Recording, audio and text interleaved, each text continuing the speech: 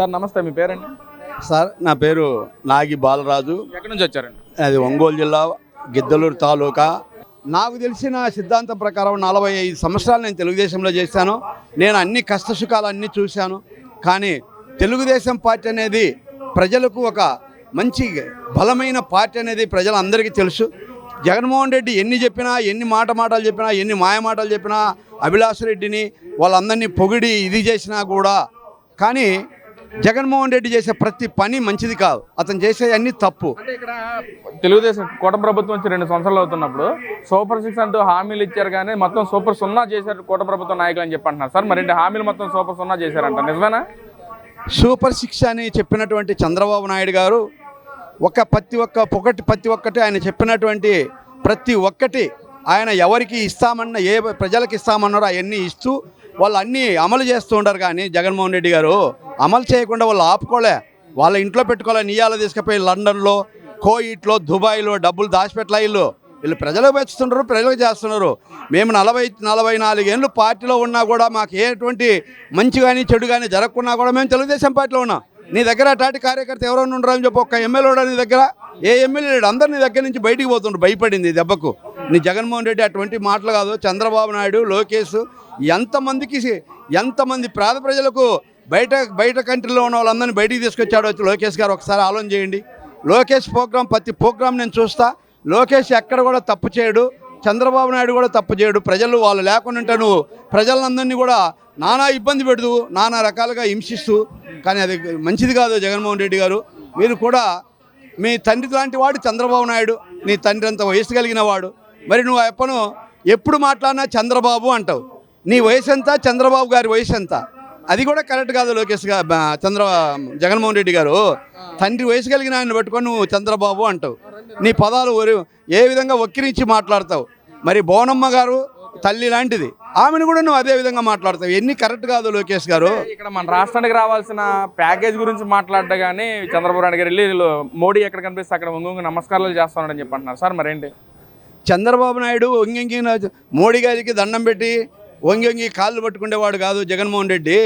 మీ అభిలాష్ రెడ్డిని కాపాడుకోవడానికి ఎన్నిసార్లు నువ్వు అధికారంలోనూ అన్నిసార్లు ఢిల్లీకి పోయి ప్రధానమంత్రి అమిత్ షా మరి అలాంటి వాళ్ళందరినీ దగ్గరికి వెళ్ళి వాళ్ళ దగ్గర కాళ్ళు పట్టుకొని ఆ కేసులను నువ్వు బర్తరఫ్ చేసుకోవాలని చూసావు. కానీ గవర్నమెంట్ అంత ఈజీ లేదు జగన్మోహన్ రెడ్డి. నువ్వు ఎన్నో చిన్నతనంలోనే నువ్వు జైలుకి పోయావు. నువ్వు వాళ్ళ గురించి చెప్తావు. ఆ చంద్రబాబు నాయుడుది జైలు శిక్ష జైలు రాజకీయం కాదా? అది వాళ్ళది ఫ్యాక్షన్ రాజకీయం కాదు. నీది పొద్దున్న లేచే ఫ్యాక్షన్ రాజకీయం. వాళ్ళు ఎందుకు చేస్తారు అట్లా? అది కరెక్ట్ కాదు జగన్మోహన్ రెడ్డి. వాళ్ళు చేసే ప్రతి పని న్యాయమైన పద్ధతి, చట్టమైన పద్ధతి, ధర్మంగా ఉండే వాళ్ళు ముగ్గురు వాళ్ళు చేసే పనులు అన్ని పద్ధతులు నువ్వు అలా చేయలేవు. నీ చేత కాదు. వాళ్ళని మాట్లాడడం నీ తప్పు. అంటే అసలు డెవలప్మెంట్ చేసిన ప్రభుత్వం మధ్య వైసీపీ ప్రభుత్వం మళ్ళీ ప్రజలందరూ మమ్మల్ని కోరుకుంటున్నారని చెప్పి కూడా మాట్లాడుతున్నారు వైసీపీ నాయకులు, జగన్మోహన్ రెడ్డి గారు. ఏంటి సార్, నిజంగా కోరుకుంటున్నారంటారా? చంద్రబాబు నాయుడుని నువ్వు మళ్ళీ రేపు ఎలక్షన్లలో నువ్వు ఓడించాలని, రేపు స్థానిక ఎలక్షన్లలో ఓడించాలని నువ్వు ప్రయత్నం చేస్తుండవేమో. ఎందుకబ్బా నువ్వు బీటెక్ రవి మొన్న నీ ఊర్లోనే ఆయన బీటెక్ రవిని భార్యని నిలబెట్టుకొని నీకు డిపాజిట్ రాకుండా చేశారు తెలుగుదేశం పార్టీ నాయకుడు. బీటెక్ రవి ఏమి తక్కువడా? నువ్వు ఎందుకు అట్లా అనుకుంటున్నావు? నువ్వు మళ్ళా కాదు.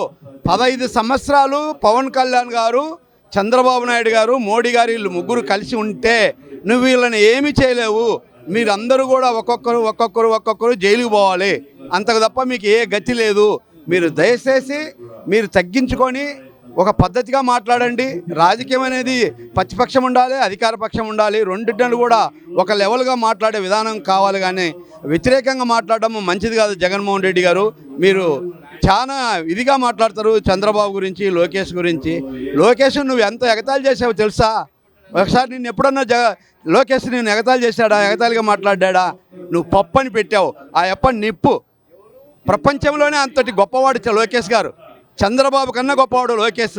నువ్వు ఎందుకు ఆయప్పని నిప్పు పప్పు అంటావు? ఇది తప్పు. అట్లా మాట్లాడకూడదు జగన్మోహన్ రెడ్డి. ఇప్పటికైనా నీ మనసు మార్చుకొని. తర్వాత చంద్రబాబు నాయుడు గారి తర్వాత లోకేష్ గారు సీఎం అయ్యే అర్హత ఉందంటారా? చంద్రబాబు ముఖ్యమంత్రిగా ఉన్నప్పుడే లోకేష్ ముఖ్యమంత్రి అవుతాడు. గుర్తుపెట్టుకోను. చంద్రబాబు నాయుడు ఉన్నగానే ముఖ్యమంత్రి అవుతాడు. ముఖ్యమంత్రి అయినాక ప్రజలకు సేవ బాగా చేస్తాడు. నీలాగా చేయడు, దుర్మార్గమైన సేవ చేయడప్ప. లోకేష్ మంచి ప్రవర్తన కలిగిన వాడు, మంచి లక్ష్యం కలిగిన వాడు. అతి పెద్ద చదువుకున్న వ్యక్తి అతని ఆ యప్పకు నువ్వు చెప్పవా? నువ్వు ఇంటర్మీడియట్ కూడా చదువుకోలే. ఫస్ట్ క్లాస్ స్టూడెంట్గా జగన్మోహన్ రెడ్డి గారు, మీరేంటి 10th క్లాస్ కూడా చదవాలని అంటారండి? First class student Jaganmohan Reddy కాదు, ఫస్ట్ క్లాస్ స్టూడెంట్ లోకేష్ గారు. ప్రపంచంలోనే అతి గొప్ప చదువు చదివినటువంటి వాడు లోకేష్. నువ్వు కడపలో చదివావు, కడపలో క్వశ్చన్ పేపర్ దొంగిలిచ్చానే నువ్వు జైలుకి వెళ్ళావు పిల్లప్పుడే. ఈరోజు నువ్వు వాళ్ళ గురించి వీళ్ళందరికీ తెలియదు, టీవీలలో చెప్తుంటారు. నీకు నాకు దగ్గర ఊరు నాది, నువ్వేమనుకున్నావేమో. నీవు ఎన్ని విధాలుగా నువ్వు ఏం చేసినా కూడా వాళ్ళని ఏమి చేయలేవు. తండ్రి కొడుకులను నీతో ఏమీ కాదు. లోకేష్, పవన్ కళ్యాణ్, చంద్రబాబు నాయుడు, మోడీ గారు ఉన్నప్పుడు లోకేష్ ముఖ్యమంత్రి జగన్మోహన్ రెడ్డి గుర్తుపెట్టుకో.